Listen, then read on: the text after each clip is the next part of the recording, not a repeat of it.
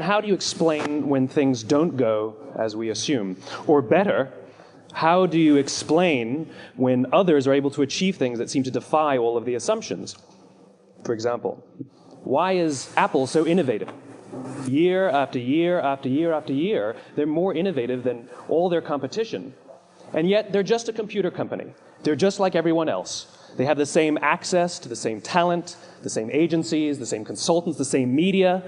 Then why is it that they seem to have something different? Why is it that Martin Luther King led the civil rights movement? He wasn't the only man who suffered in a pre-civil rights America, and he certainly wasn't the only great orator of the day. Why him? And why is it that the Wright brothers were able to figure out controlled powered manned flight when there were certainly other teams who were better qualified, better funded, and they didn't achieve powered manned flight, and the Wright brothers beat them to it? There's something else at play here. About 3.5 years ago, I made a discovery. And this discovery profoundly changed my view on how I thought the world worked, and it even profoundly changed the way in which I operate in it. As it turns out, there's a pattern. As it turns out, all the great and inspiring leaders and organizations in the world, whether it's Apple or Martin Luther King or the Wright brothers, they all think, act, and communicate the exact same way, and it's the complete opposite to everyone else. All I did was codify it. And it's probably the world's simplest idea. I call it the golden circle.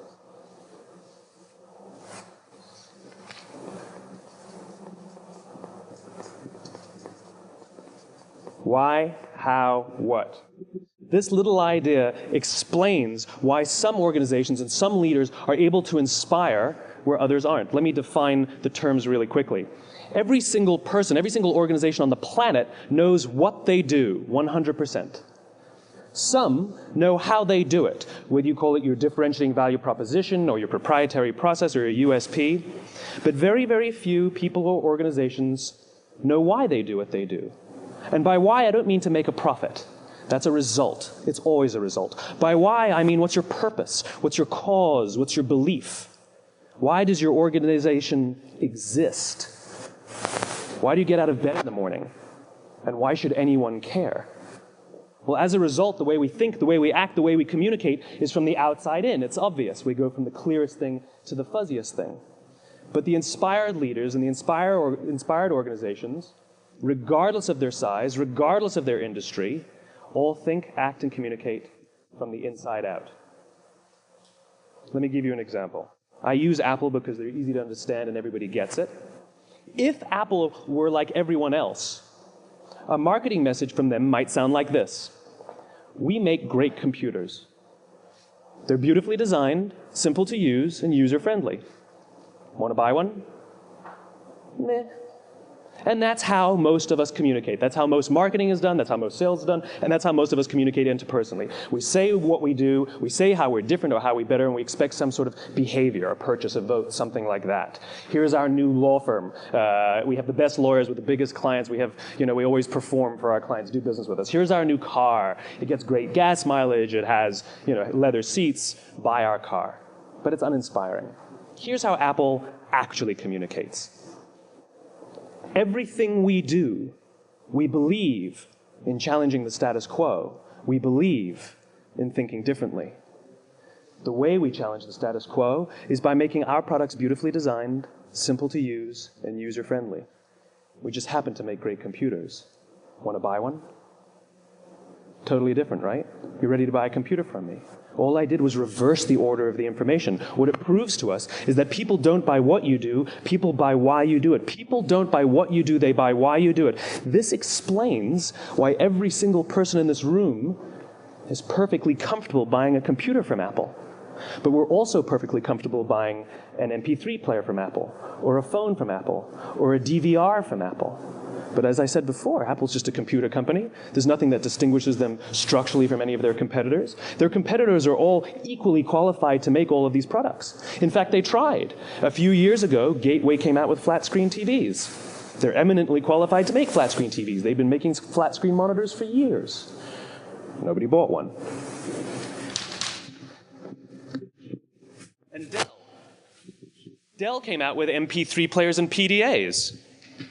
And they make great quality products, and they can make perfectly well-designed products, and nobody bought one. In fact, talking about it now, we can't even imagine buying an MP3 player from Dell. Why would you buy an MP3 player from a computer company? But we do it every day. People don't buy what you do, they buy why you do it. The goal is not to do business with everybody who needs what you have. The goal is to do business with people who believe what you believe. Here's the best part. None of what I'm telling you is my opinion. It's all grounded in the tenets of biology, not psychology, biology. If you look at a cross-section of the human brain, looking from the top down, what you see is the human brain is actually broken into 3 major components that correlate perfectly with the golden circle. Our newest brain, our Homo sapien brain, our neocortex, corresponds with the what level. The neocortex is responsible for all of our rational and analytical thought and language. The middle 2 sections make up our limbic brains, and our limbic brains are responsible for all of our feelings, like trust and loyalty. It's also responsible for all human behavior, all decision-making, and it has no capacity for language. In other words, when we communicate from the outside in, yes, people can understand vast amounts of complicated information like features and benefits and facts and figures. It just doesn't drive behavior. When we communicate from the inside out, we're talking directly to the part of the brain that controls behavior, and then we allow people to rationalize it with the tangible things we say and do. This is where gut decisions come from. You know, sometimes you can give somebody all the facts and figures, and they say, I know what all the facts and details say, but it just doesn't feel right. Why would we use that verb? It doesn't feel right. Because the part of the brain that controls decision-making doesn't control language. And the best we can muster up is, I don't know, it just doesn't feel right. Or sometimes you say you're leading with your heart, or you're leading with your soul. Well, I hate to break it to you, those aren't other body parts controlling your behavior. It's all happening here in your limbic brain, the part of the brain that controls decision-making and not language. But if you don't know why you do what you do, and people respond to why you do what you do, then how will you ever get people to vote for you or buy something from you, or more importantly, be loyal and want to be a part of what it is that you do? Again, the goal is not just to sell people who need what you have. The goal is to sell to people who believe what you believe. The goal is not just to hire people who need a job. It's to hire people who believe what you believe. I always say that, you know, there's if you hire people just because they can do a job, they'll work for your money. But if you hire people who believe what you believe, they work for you with blood and sweat and tears. And nowhere else is there a better example of this than with the Wright brothers. Most people don't know about Samuel Pierpont Langley. And back in the early 20th century, the pursuit of powered man flight was like the dot-com of the day. Everybody was trying it. And Samuel Pierpont Langley had what we assume to be the recipe for success. I mean, even now, you ask people, why did your product or why did your company fail? And people always give you the same permutation of the same 3 things. Undercapitalized, the wrong people, bad market conditions. It's always the same 3 things. So let's explore that. Samuel Pierpont Langley was given $50,000 by the War Department to figure out this flying machine. Money was no problem. He held a seat at Harvard and worked at the Smithsonian and was extremely well connected. He knew all the big minds of the day. He hired the best minds money could find, and the market conditions were fantastic. The New York Times followed him around everywhere, and everyone was rooting for Langley. And how come we've never heard of Samuel Pierpont Langley? A few hundred miles away in Dayton, Ohio, Orville and Wilbur Wright. They had none of what we consider to be the recipe for success. They had no money. They paid for their dream with the proceeds from their bicycle shop. Not a single person on the Wright brothers' team had a college education, not even Orville or Wilbur. And the New York Times followed them around nowhere. The difference was Orville and Wilbur were driven by a cause, by a purpose, by a belief. They believed that if they could figure out this flying machine, it'll change the course of the world. Samuel Pierpont Langley was different. He wanted to be rich, and he wanted to be famous. He was in pursuit of the result. He was in pursuit of the riches. And lo and behold, look what happened. The people who believed in the Wright brothers' dream worked with them with blood and sweat and tears. The others just worked for the paycheck. And they tell stories of how every time the Wright brothers went out, they would have to take 5 sets of parts because that's how many times they would crash before they came in for supper. And eventually, on December 17th, 1903, the Wright brothers took flight. And no one was there to even experience it. We found out about it a few days later. And further proof that Langley was motivated by the wrong thing, the day the Wright brothers took flight, he quit. He could have said, "That's an amazing discovery, guys. Now we'll improve upon your technology." But he didn't. He wasn't first. He didn't get rich. He didn't get famous. So he quit. People don't buy what you do, they buy why you do it. And if you talk about what you believe, you will attract those who believe what you believe. Well, why is it important to attract those who believe what you believe?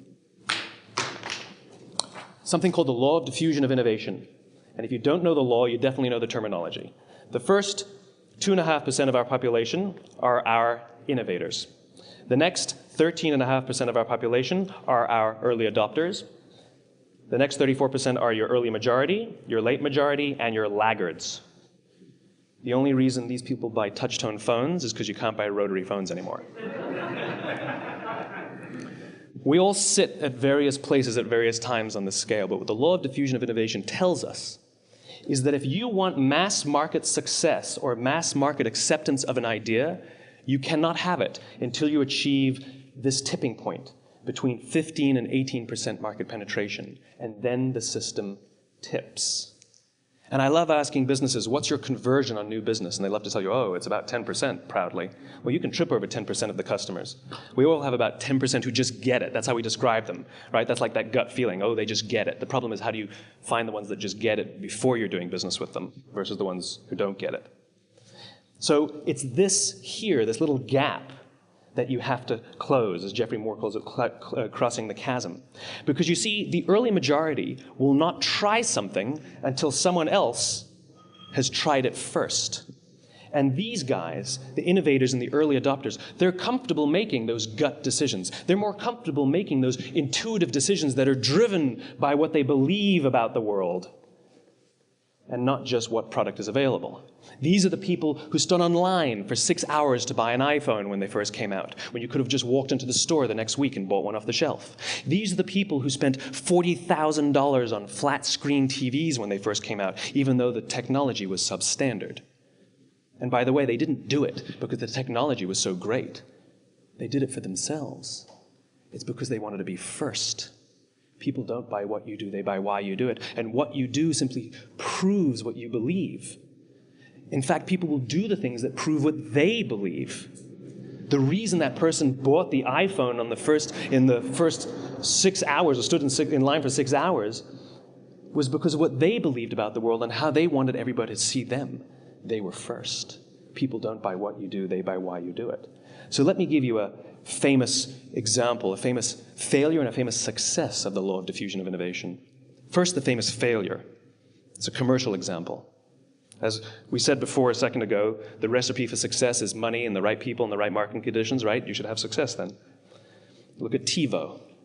From the time Tivo came out about 8 or 9 years ago to this current day, they are the single highest quality product on the market. Hands down, there is no dispute. They were extremely well-funded. Market conditions were fantastic. I mean, we use Tivo as a verb. I Tivo stuff on my piece of junk Time Warner DVR all the time.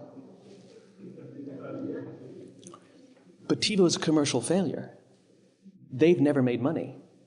And when they went IPO, their stock was at about $30 or $40 and then plummeted, and it's never traded above 10. In fact, I don't think it's even traded above 6, except for a couple of little spikes. Because you see, when Tivo launched their product, they told us all what they had. They said, we have a product that pauses live TV, skips commercials, rewinds live TV, and memorizes your viewing habits without you even asking. And the cynical majority said, we don't believe you, we don't need it, we don't like it, you're scaring us. What if they had said, if you're the kind of person who likes to have total control over every aspect of your life, boy, do we have a product for you. It pauses live TV, skips commercials, memorizes your viewing habits, etc., etc. People don't buy what you do, they buy why you do it, and what you do simply serves as the proof of what you believe. Now let me give you a successful example of the law of diffusion of innovation. In the summer of 1963, 250,000 people showed up on the Mall in Washington to hear Dr. King speak. They sent out no invitations, and there was no website to check the date. How do you do that? Well, Dr. King wasn't the only man in America who was a great orator. He wasn't the only man in America who suffered in a pre-civil rights America. In fact, some of his ideas were bad. But he had a gift. He didn't go around telling people what needed to change in America. He went around and told people what he believed. I believe, I believe, I believe, he told people. And people who believed what he believed took his cause and they made it their own, and they told people. And some of those people created structures to get the word out to even more people. And lo and behold, 250,000 people showed up on the right day, on the right time, to hear him speak. How many of them showed up for him? 0. They showed up for themselves. It's what they believed about America that got them to travel on a bus for 8 hours to stand in the sun in Washington in the middle of August. It's what they believed. And it wasn't about black versus white. 25% of the audience was white. Dr. King believed that there were two types of laws in this world, those that are made by a higher authority and those that are made by man. And not until all the laws that are made by man are consistent with the laws that are made by the higher authority will we live in a just world. It just so happens that the civil rights movement was the perfect thing to help him bring his cause to life. We followed him not for him, but for ourselves. And by the way, he gave the I have a dream speech, not the I have a plan speech. Listen to politicians now with their comprehensive 12-point plans. They're not inspiring anybody. Because there are leaders and there are those who lead. Leaders hold a position of power or authority, but those who lead inspire us. Whether they're individuals or organizations, we follow those who lead, not because we have to, but because we want to. We follow those who lead, not for them, but for ourselves. And it's those who start with why that have the ability to inspire those around them or find others who inspire them. Thank you very much.